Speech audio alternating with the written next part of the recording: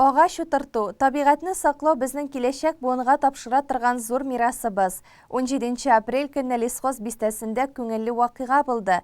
Татарстан Республикасының урман хуҗалыгы министры Рауль Кузеров белән Саба муниципаль районы башлыгы Рәис Миннаханов Кырым наратын утыртты.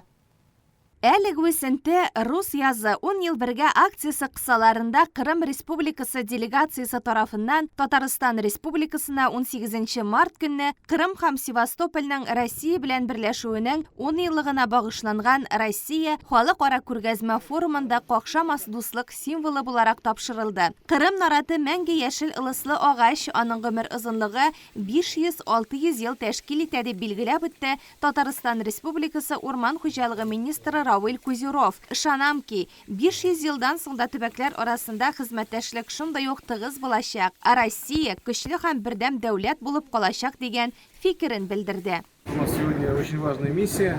С Раисом Галеевичем, главой Савинского муниципального района, мы высадили крымскую сосну, которую нам с большим уважением передали наши коллеги из Крыма. Когда наши коллеги были на дне Крыма в этом году, на ВДНХ, выставке, где представлена вся наша Российская Федерация, и были нам переданы эта крымская сосна, сеяние крымской сосны, закрытой корневой системы.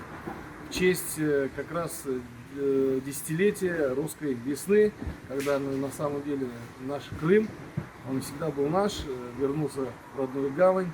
И вот мы сегодня решили высадить, дать ее начало в этом прекрасном месте, в дендрологическом саде. Здесь у нас поселке Лесхоз Сабинского района. Здесь считаем все-таки условия они более комфортные. Но мы посмотрим и будем следить, бережно относиться, как дальше будет расти эта наша сосна. И в дальнейшем примем решение о ее уже развитии. И благодарим наших коллег из Крыма за то, что нам направили такой прекрасный посадочный материал.